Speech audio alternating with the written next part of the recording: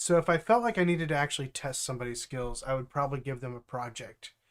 Um, and it wouldn't just be about looking at their code base.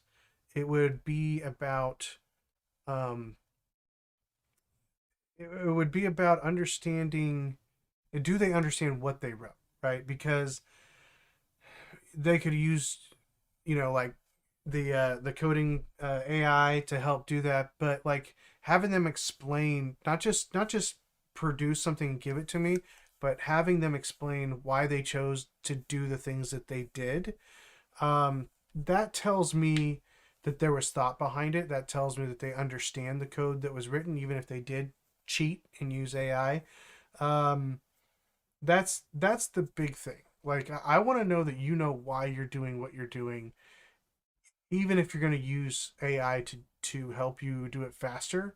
You need to know, you need to understand what you're doing. And so, I would, if I was going to test somebody, and this is basically the same thing that I do, just um, without giving them a code base, but I'll ask them about things that they've built. I'll ask them what they struggled with. I'll ask them um, what they enjoyed about it, what they learned. I'll ask them um, what was some of the difficult things. What were some of the decisions that they made in that process? Why did they choose certain, one framework or another over another? Things like that. Because I want to understand how the person thinks. I want to understand that they think when it comes to writing code. So that to me is the really the bigger puzzle piece, more than just how good. Yeah, it's good to look at your code and see that you've got a good layout, that you write clean code, things like that. That stuff's great, but I want to know how you're going to help my company by taking the problem and finding a solution to the problem. And if you can do that, and you know how to do that with code, and if you can make good decisions, or back up the decisions that you've made. um, for example, we make decisions all the time on the projects that we're working on, and one of the devs that works with me was questioning some of the decisions that we had made on one of our projects, um, and the points that he made were valid, but we decided to go a different direction for other reasons. And you know, at the end of the day, he's fine with that. He'll do what we're doing, but it's good to know that he has an opinion. It's good to know that he has thought through the issues and the situation and formulated uh, what in his mind was a good plan. And frankly, it was a perfectly fine plan. It just wasn't the one that we finally settled on. So um, that is really key, is that you can talk about how you're formulating your plans and your processes, so that an employer understands, not just, hey, they write clean code, maybe they wrote it, maybe they didn't, but they understand how you think, and they can understand how you come to conclusions.